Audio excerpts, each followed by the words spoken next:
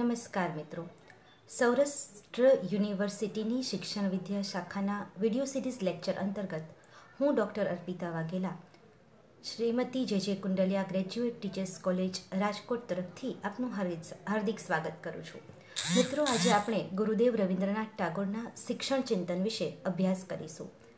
સર્વપ્રથમ રવિન્દ્રનાથ ટાગોરના જીવન વિશે થોડો પરિચય મેળવીએ. રવિન્દ્રનાથ ટાગોરનો જન્મ 7 મે 1961માં કલકત્તામાં જારાસાંકોમાં થયો હતો. જારાસાંકો ઠાકુરવાડી તરીકે પણ ઓળખાય છે, જે તેમના ઘરનું નામ હતું. તેમના પિતાનું નામ મહર્ષિ દેવેન્દ્રનાથ અને માતાનું નામ શારદા દેવી હતું. તેઓ તેમનું 14મું સંતાન હતા. રવિન્દ્રનાથ ટાગોર બાળપણથી જ કાવ્ય લખતા હતા. તેમણે લગભગ 8 વર્ષની ઉંમરથી કાવ્ય લખવાની શરૂઆત કરી હતી. તેમણે 1873માં અભિલાષ નામનું કાવ્ય રચ્યું હતું, જે ખૂબ જ પ્રસિદ્ધ થયું હતું. 1887માં તેમણે ભારતી સામાયિકમાં લખવાની શરૂઆત કરી. 1901માં તેમણે શાંતિ નિકેતનની સ્થાપના કરી, જે શિક્ષણના પ્રયોગો રૂપે પ્રસિદ્ધ થઈ. તે 1921થી વિશ્વ ભારતી તરીકે ઓળખાય છે અને આજે પણ કાર્યરત છે. 1913માં તેમને ગીતાંજલિ માટે નોબેલ પારિતોષિક મળ્યું. નોબેલ પારિતોષિક મેળવનાર તેઓ સર્વપ્રથમ ભારતીય હતા. એટલું જ નહીં, પણ તેઓ સર્વપ્રથમ બિન યુરોપીય વ્યક્તિ પણ હતા. 1915માં તેમને અંગ્રેજો દ્વારા નાઇટહુડની ઉપાધિ પ્રાપ્ત થઈ, જે તેમણે 1919માં પરત કરી, કારણ કે તેઓ અંગ્રેજો દ્વારા થયેલ જલિયાવાલા હત્યાકાંડથી ખૂબ જ નારાજ હતા. 1941માં 7 ઓગસ્ટે કલકત્તામાં તેમનું મૃત્યુ થયું. રવિન્દ્રનાથ ટાગોર એ બહુમુખી વ્યક્તિત્વ ધરાવતા હતા. લેખક હોય કે કવિ, સંગીતકાર હોય કે ચિત્રકાર, એમ દરેક ક્ષેત્રમાં તેમણે પોતાનું અમૂલ્ય યોગદાન આપ્યું છે. પરંતુ શિક્ષણ પ્રત્યેના તેમના બાળપણના અનુભવો ખૂબ જ નકારાત્મક રહ્યા. તેમણે ઉપરી 3 શાળાઓ બદલી, પરંતુ એક પણ શાળામાં તેમનું મન ન લાગ્યું. તેનું કારણ હતું શાળાના નિયમો અને શિક્ષકોનું શિક્ષાત્મક વલણ. માટે ઘરથી જ તેમના માટે શિક્ષણની વ્યવસ્થા કરવામાં આવી. ઉપનયન સંસ્કાર બાદ તેઓ હિમાલયના પ્રવાસે પોતાના પિતા સાથે જોડાયા અને ત્યાં જ તેમને પ્રકૃતિનું સાનિધ્ય સાંપ્યું, જે શિક્ષણમાં પણ અભિપ્રેત થાય છે. તેમણે તેમનો પ્રથમ કાવ્ય સંગ્રહ તેમના કુટુંબના ડરથી બંગાળી નહીં, પરંતુ મૈથિલી ભાષામાં પ્રકટ કર્યો હતો, અને તે પણ ભાનુસિંહ ઉપનામથી તેમણે રચ્યો હતો. તેઓ બેરિસ્ટરના અભ્યાસ અર્થે ઇંગ્લેન્ડ ગયા હતા, કારણ કે તેમના પિતા ઈચ્છતા હતા કે તેઓ બેરિસ્ટર બને. પરંતુ એક જ વર્ષમાં તેઓ ઇંગ્લેન્ડથી પરત આવ્યા. ભારત પરત આવતા તેમના લગ્ન મૃણાલિની દેવી સાથે થયા, જ્યારે એમની ઉંમર 22 વર્ષની હતી અને મૃણાલિની દેવી માત્ર 10 વર્ષના હતા. તેમણે આ સાથે ખેતીકામ પણ શરૂ કર્યું. સાહિત્ય ક્ષેત્રમાં તેમનું પ્રદાન અનન્ય અને અજોડ છે. બંગાળી, સંસ્કૃત અને અંગ્રેજી ભાષા પર તેઓ અભૂતપૂર્વ પ્રભુત્વ ધરાવે છે. તેઓએ કવિતા, લઘુકથા, નાટક અને ઉપન્યાસ રચ્યા છે, જેમાં કાબુલીવાલા, ડાકઘર, અતિથિ, ચોખેરબાની, ગોરા વગેરેનો સમાવેશ થાય છે, અને તેઓ ખૂબ જ પ્રચલિત બન્યા. તેમાંથી ઘણા ઉપર તો ફિલ્મો પણ બની છે. તેમણે લગભગ 2230 જેટલા ગીતોની રચના કરી અને 300 જેટલા ગીતોને જાતે સ્વરબદ્ધ કર્યા છે. તેઓ દુનિયાના એકમાત્ર એવા કવિ છે કે જેમની 2 રચનાઓ 2 અલગ અલગ દેશના રાષ્ટ્રગીતો છે, જેમાં ભારતનું જનગણમન અને બાંગ્લાદેશનું આમાર સોનાર બાંગ્લાનો સમાવેશ થાય છે. તેમનું સંગીત વિશ્વમાં રવિન્દ્ર સંગીત તરીકે જગવિખ્યાત છે. તેઓ શ્રેષ્ઠ ચિત્રકાર પણ છે, અને ચિત્રકામની કળાનો તેમનામાં જન્મ લગભગ 69 વર્ષની ઉંમરે થયો હતો. તેઓ ઉત્તમ અભિનય પણ કરી શકે છે, માટે ઉત્તમ કલાકાર પણ છે. શાંતિ નિકેતન ચલાવવા માટે પૈસાની ખૂબ જ તૂટ પડતી, માટે તેઓએ મોટી ઉંમર સુધી પોતાના નાટકોનો અભિનય જાતે જ આપ્યો હતો. આમ તેઓએ સાહિત્ય, શિક્ષણ, ચિત્રકામ, સંગીત એમ દરેક ક્ષેત્રે પોતાનું અજોડ પ્રદાન આપ્યું છે. માટે ગાંધીજી તેમને ભારતીય સંસ્કૃતિના અભયરક્ષક તરીકે સંબોધે છે. તેમના જીવનમાં તેમણે કરેલ અમૂલ્ય પ્રદાન શાંતિ નિકેતનની ઝલક જોઈએ તો આપ નીચે ચિત્રમાં જોઈ શકશો. ગુરુદેવ અને તેની આસપાસ વિચરેલા વિદ્યાર્થીઓ, તેમજ ખુલ્લા વૃક્ષો વચ્ચે અભ્યાસ કરતા વિદ્યાર્થીઓ. શાંતિ નિકેતન પહેલાં બ્રહ્મ વિદ્યાલય તરીકે ઓળખાતું. ત્યારબાદ તેનું નામ શાંતિ નિકેતન પડ્યું અને ત્યાર પછી 1921માં તેને વિશ્વભારતી નામ આપવામાં આવ્યું. તેનું સૂત્ર છે યત્ર વિશ્વમ ભવતી એકનિડમ, એટલે કે વિશ્વ એક માળો છે. ત્યાં વર્ગખંડોની દિવાલો નથી, તેમજ અલગ અલગ ભવનોની પણ સ્થાપના કરવામાં આવી છે. પાઠ ભવન, શિક્ષા ભવન, વિદ્યા ભવન, વિનય ભવન, કલા ભવન, ચીન ભવન વગેરે, જેમાં શિક્ષણ માટે શિક્ષણના સ્નાતકો તૈયાર કરવા માટે વિનય ભવન પ્રખ્યાત છે. રવિન્દ્રનાથ ટાગોરની શિક્ષણની સંકલ્પનાની વાત કરીએ તો તેમના શિક્ષણ દર્શન પર આપણને ઉપનિષદોની અને તેમની યાયાવર પ્રકૃતિનો પ્રભાવ પડતો દેખાય છે. મૂળભૂત રીતે તેઓ પ્રકૃતિવાદી છે, પરંતુ ક્યાંક તેઓ આદર્શવાદી પણ જોવા મળે છે. તેમની કવિતા બંગમાતા અને પાવર ઓફ અફેક્શન, તેમાં બાળકના વ્યક્તિત્વના વિવિધ પાસાઓના સર્વાંગી વિકાસ સંદર્ભેની બાબતો અભિપ્રેત થાય છે. તો તેમની વાર્તા પંખીનો માળો, કે જે તોતા કહાની તરીકે ખૂબ જ જાણીતી છે અને શિક્ષણમાં તેનો અભ્યાસક્રમમાં પણ સમાવેશ કરવામાં આવે છે, જેમાં પ્રવર્તમાન શિક્ષણ વ્યવસ્થા પર તે સમયે રવિન્દ્રનાથ ટાગોરે કરેલા કટાક્ષ વ્યક્ત થયા છે, જે આજે પણ એટલા જ સાચા લાગે છે. રવિન્દ્રનાથના ચિંતનમાં શિક્ષણ અને જીવન એકમેકના પર્યાયવાચી છે. તેઓ જીવનના બે મૂળભૂત લક્ષણો ગણાવે છે, સ્વતંત્રતા અને આનંદ. કેળવણીની વ્યાખ્યા આપતા તેઓ કહે છે કે કેળવણી એટલે એ પરમ સત્ય શોધવામાં મનને મદદરૂપ થવું, જે આપણને કાળના બંધનોમાંથી મુક્ત કરે, દ્રવ્યનો નહીં પણ આંતરપ્રકાશનો, શક્તિનો નહીં પણ પ્રેમનો ખજાનો અપાવે અને સત્યને અમલ સ્વરૂપે રજૂ કરે. આમ તેઓ કેળવણીને પરમ સત્યની ખોજ માને છે, જે ખોજ બાળકને, મનુષ્યને સર્વ બંધનોમાંથી મુક્ત કરે છે અને તેનામાં પોતાનામાં આંતરમનનો પ્રકાશ પ્રગટાવે છે અને સત્યને પોતાના જીવનમાં અમલ કરતા શીખવે છે. અહીં આપણને તેમની આધ્યાત્મિક દ્રષ્ટિના પણ દર્શન થાય છે. બીજા અર્થમાં આ એમની જે વ્યાખ્યા છે એ આપણને થોડી આદર્શવાદી લાગે, જ્યારે બીજી એમણે વિભાવના આપી છે કે વિશ્વ ચેતનામાં વ્યાપ્ત અગ્નિ, જલ, ભૂમિ તેમજ સમગ્ર વિશ્વને સ્વયં સ્ફૂર્ણાથી સન્માન એટલે જ સાચું શિક્ષણ. અહીં તેમની પ્રકૃતિવાદી વિચારસરણી અને વિશ્વ એક્યની એમની જે ભાવના હતી, આંતરરાષ્ટ્રીય એકતાની, તેના આપણને દર્શન થાય છે. ગુરુદેવના શિક્ષણની સંકલ્પનામાં આપણને સૌંદર્યબોધક શિક્ષણની વિભાવના, પૂર્ણતાના અનુભવની એટલે કે પૂર્ણતાની વિભાવના અને માનવતાવાદની વિભાવના, એ ત્રણેયનું ઐક્ય જોવા મળે છે. સૌંદર્યબોધક શિક્ષણની વિભાવનાની વાત કરીએ તો સંગીત, કલા અને નૃત્યની સૌંદર્યબોધક પ્રવૃત્તિઓ જ માણસને પશુથી અલગ પાડે છે અને આ કલા અને આનંદની અભિવ્યક્તિ દ્વારા માણસના સ્વાસ્થ્ય અને પોષણ મળે છે. તેમજ સર્જનાત્મક પ્રવૃત્તિઓ દ્વારા માનવીય પ્રતિભાનું ગહનતમ ઊંડાણ પ્રગટ થાય છે, એમ તેઓ માનતા. પૂર્ણતાના અનુભવની વિભાવના, મનુષ્ય જ્યારે પોતાના સ્વનો વિસ્તાર કરી શકે ત્યારે જ તે પોતે પૂરેપૂરો અભિવ્યક્ત થઈ શકે છે અને જ્યારે તે પૂરેપૂરો અભિવ્યક્ત થઈ શકે ત્યારે જ તે આનંદ વ્યક્ત કરી શકે છે. જ્યાં સુધી મનુષ્ય પોતાના અંદર રહેલી શક્તિઓને અભિવ્યક્ત કરી શકતો નથી, ત્યાં સુધી તે ખુશ રહી શકતો નથી, આનંદિત રહી શકતો નથી, એમ ગુરુદેવ અહીં આપણને સૂચવે છે. એ સાથે એ કહે છે કે મનુષ્ય એ માત્ર પ્રકૃતિમાં કે માત્ર સમાજમાં જન્મ નથી લેતો, પણ મનુષ્ય એ પ્રકૃતિ અને માનવ સમાજ બંનેમાં જન્મ લે છે. માટે જીવનને અને પ્રકૃતિને અલગ કરી શકાય જ નહીં. જીવન અને પ્રકૃતિ એ એકબીજાના અન્યોને ચાલે છે. માટે શિક્ષણની સંસ્થાઓ બંનેનું શિક્ષણ આપે તેવા હોવા જોઈએ, એમ તેઓ માને છે. આ સાથે તેઓ માનવતાવાદી વિભાવનાની પણ હિમાયત કરે છે કે વિશ્વ અને મનુષ્યના સંવાદમાં જ મનુષ્યનું ભીતરી તત્વ પ્રકટ થાય છે અને સત્ય અને સૌંદર્ય તેને જ કહે છે. તેઓ ઈશ્વરને પણ મનુષ્યમાં જુએ છે. માટે અહીં તેમનો અદ્વૈતવાદ આપણને દેખાય છે. માનવતાવાદી દૃષ્ટિકોણમાંથી ગુરુદેવની આંતરરાષ્ટ્રીય ભાવનાનો જન્મ થયો છે. માટે તેઓ વિશ્વ એકતાની હિમાયત કરે છે અને એ જ એમના ચિંતનનું મુખ્ય પ્રદાન પણ છે. શિક્ષણના ધ્યેયોની વાત કરીએ તો સર્વપ્રથમ સ્વાતંત્ર્યનું ધ્યેય. ગુરુદેવ શિક્ષણમાં બાળકના સ્વાતંત્ર્ય અને મુક્ત અભિવ્યક્તિના આગ્રહી અને હિમાયતી રહ્યા છે.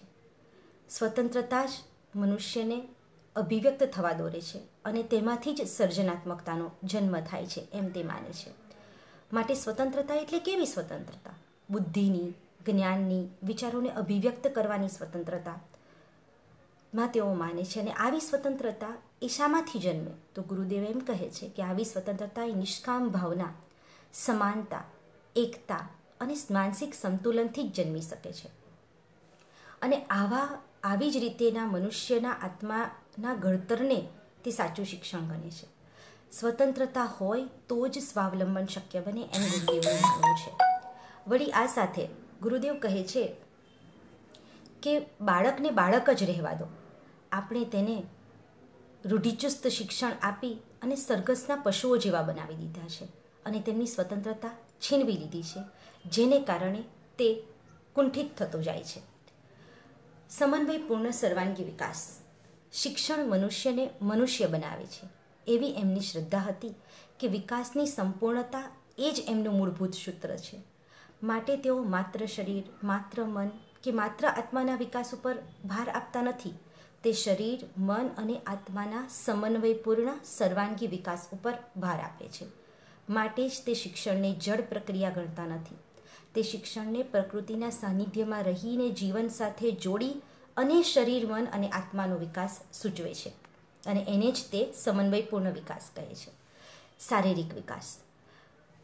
રમતનો અર્થ તેમના દ્વારા શરીરનો સમતોલ વિકાસ થાય છે. તેઓ માને છે કે સ્વસ્થ શરીર હોય તેમાં જ સ્વસ્થ મન રહી શકે. આસપાસના પર્યાવરણ અને વસ્તુઓની લીલાનો શરીરથી આનંદ માણી શકાય તે રીતે શરીરને કેળવવું જોઈએ.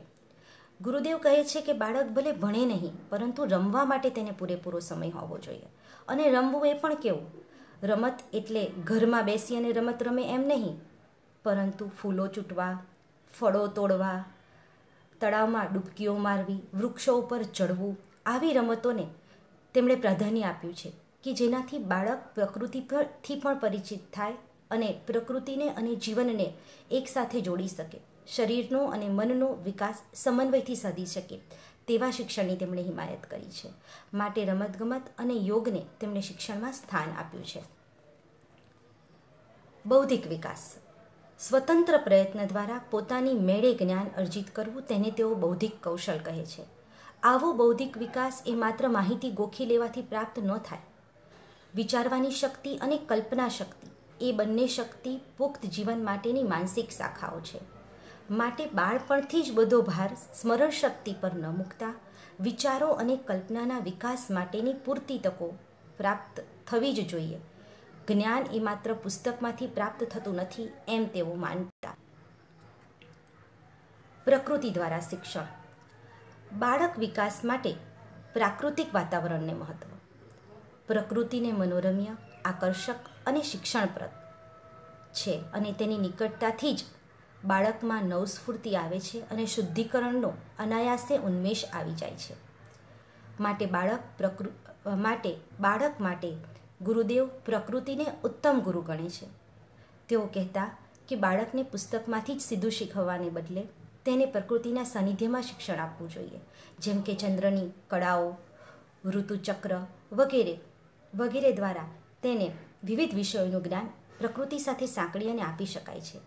એ માટે તેણે કુદરતના સાનિધ્યવાળી આરણ્યક સંસ્કૃતિની શાળાઓની હિમાયત કરી છે.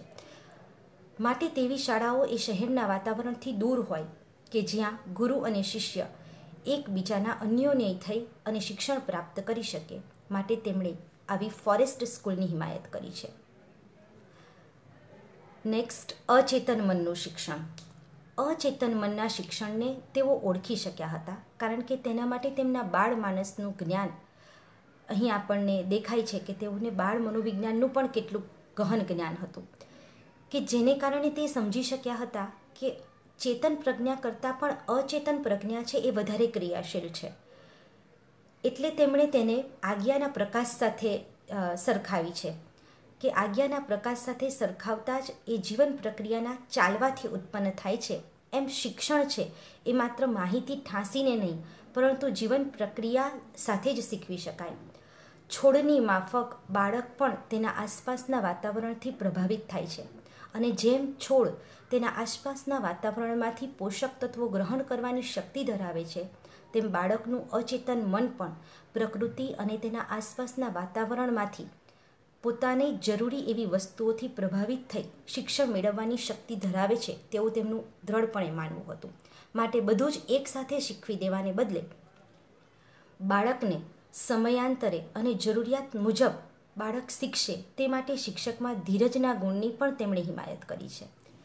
ત્યાર પછી સૌંદર્યબોધક વિકાસ.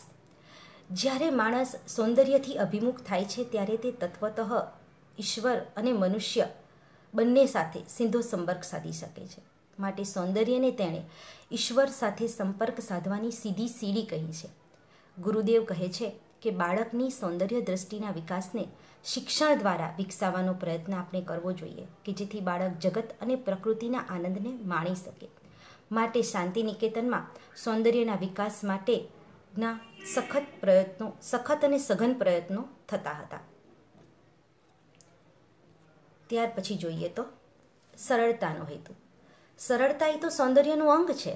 શિક્ષણનું સમગ્ર વાતાવરણ, સમગ્ર સામગ્રી વગેરે સરળ હોવા જોઈએ, જેનાથી આવશ્યક જટિલતા અને વસ્તુઓના ઢગલાથી શિક્ષણની સ્વાભાવિકતા બગડી ન જાય.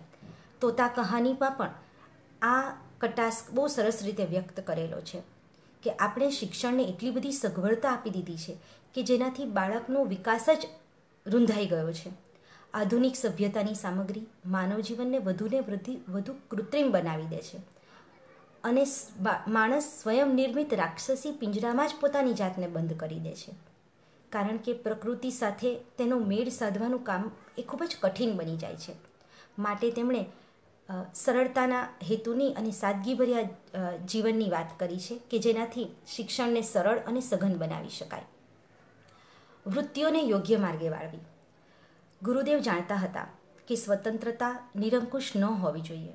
માટે તેમણે બાળકની કુદરતી વૃત્તિઓને વિકાસ સાધવા માટે સ્વતંત્રતા સંપૂર્ણપણે આપી દેવી તેમાં તેઓ જોખમ અનુભવતા હતા. તેથી જ તેમણે તેને કલા, સંગીત અને રમતગમત સાથે જોડી. અને કલા, સંગીત અને રમતગમતનું શિક્ષણ એ દરેક વિદ્યાર્થી માટે અનિવાર્ય છે એમ તેમણે કહ્યું. માટે શાંતિ નિકેતનમાં પ્રત્યેક બાળક માટે આ તમામ શિક્ષણ અનિવાર્ય છે. નેક્સ્ટ, રાષ્ટ્રીયતા અને આંતરરાષ્ટ્રીય ભાવનાની ખીલવણી. તેઓ દેશ વિદેશમાં ફર્યા હતા અને તેમણે મનુષ્ય સાથે જોડવાનું કામ કર્યું હતું. તેમણે કીધું કે દેશ વિદેશમાં એકતા અને માનવજાતિ પ્રત્યે પ્રેમ હોવો અનિવાર્ય છે. એકબીજા પ્રત્યે સહાનુભૂતિની ભાવના હોવી અનિવાર્ય છે. પોતાની માતૃભૂમિ પ્રત્યે પ્રેમ હોય તે તો ચોક્કસ જરૂરી જ છે, પરંતુ તેનો એવો સંકુચિત અર્થ નથી કે આપણે અન્ય દેશો પ્રત્યે અને અન્ય માતૃભૂમિ પ્રત્યે આપણે ઉપેક્ષા કે દ્વેષની ભાવનાનો જન્મ આપીએ. તેઓ તો એમ પણ માનતા કે આપણે આપણી માતૃભૂમિ માં પ્રેમ સાથે અન્ય દેશોની ભૂમિ અને તેમની સંસ્કૃતિનો પણ સ્વીકાર કરવો જોઈએ. તેમાંથી સારી બાબતો આપણે ગ્રહણ કરવી જોઈએ. માટે વિશ્વની સમસ્યાઓનો ઉકેલ યુદ્ધ નહીં પણ સદ્ભાવ અને સમજદારીપૂર્વક પણ લાવી શકાય છે, તેની તેઓએ હિમાયત કરી હતી. અહીંયા તેમની વિશ્વ બંધુત્વની ભાવના પ્રગટ થાય છે. આમ આપણે શિક્ષણના ધ્યેયોની ચર્ચા કરી. હવે આપણે અભ્યાસક્રમ વિશે જોઈએ તો ગુરુદેવના અદ્વૈત, સમન્વયકારી, પ્રકૃતિ સાથે સંલગ્ન એવા અભ્યાસક્રમની તેઓએ હિમાયત કરી છે, જેમાં મુખ્યત્વે અસ્તિત્વનું રક્ષણ કરનારા વિષયો, જિજ્ઞાસાની પૂર્તિ કરે તેવા વિષયો અને અનંત સ્વરૂપની અભિવ્યક્તિ કરે તેવા વિષયોને તેમણે સમાવિષ્ટ કર્યા છે. જેમાં અસ્તિત્વનું રક્ષણ કરે તેવા વિષયોમાં શારીરિક શિક્ષણ, મનોવિજ્ઞાન, આયુર્વેદ અને સમાજશાસ્ત્રના વિષયોનો સમાવેશ કર્યો છે. જિજ્ઞાસાની પૂર્તિ કરે તેવા વિષયોમાં તેમણે જ્ઞાન અને વિજ્ઞાનના વિષયો, નીતિશાસ્ત્ર, ધર્મશાસ્ત્ર, ઇતિહાસ, ભૂગોળ, ભૌતિકશાસ્ત્ર, રસાયણશાસ્ત્ર, જીવવિજ્ઞાન વગેરે વિષયોને સમાવિષ્ટ કર્યા છે. અનંત સ્વરૂપની અભિવ્યક્તિ કરે તેવા વિષયોમાં તેમણે હસ્તકલા, સંગીત, લલિત કલા વગેરેનો સમાવેશ કર્યો છે. આમ તેઓએ અભ્યાસક્રમને માં સમગ્ર વિષયો આવરી લીધેલા છે. અધ્યયન અધ્યાપન પદ્ધતિ.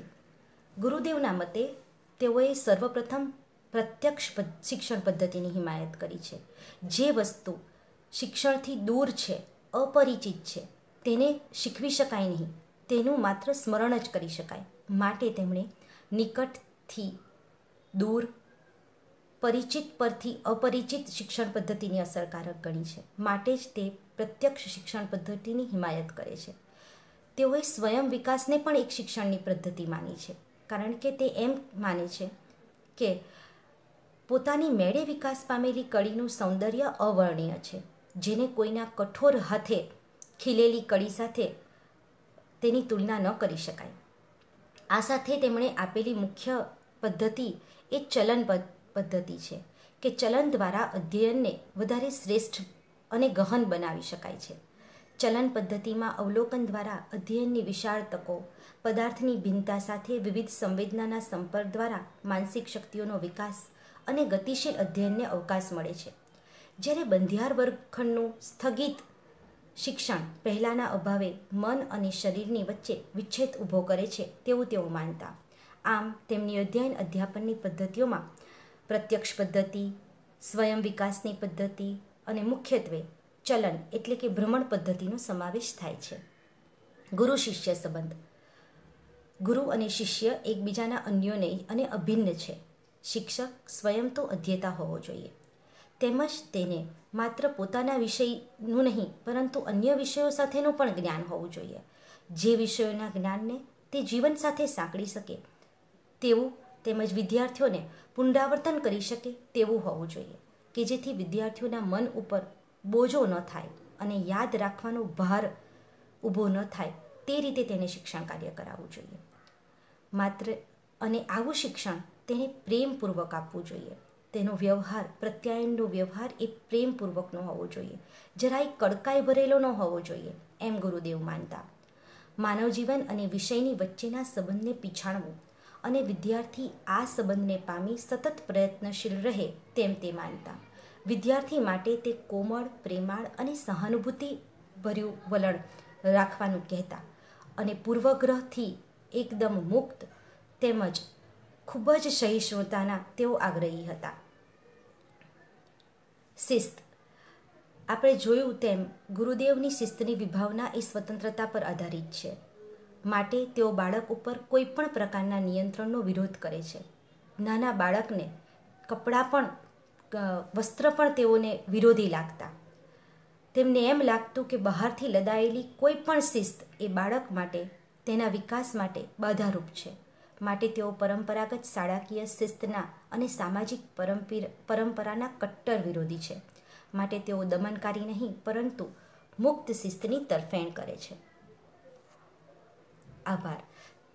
આજે આપણે ગુરુદેવના શિક્ષણ ચિંતનની વાત કરી, જે તમને સમજાય જ હશે તેવી આશા રાખું છું. હવે પછીના સિરીઝ લેક્ચરમાં મળીશું. આભાર.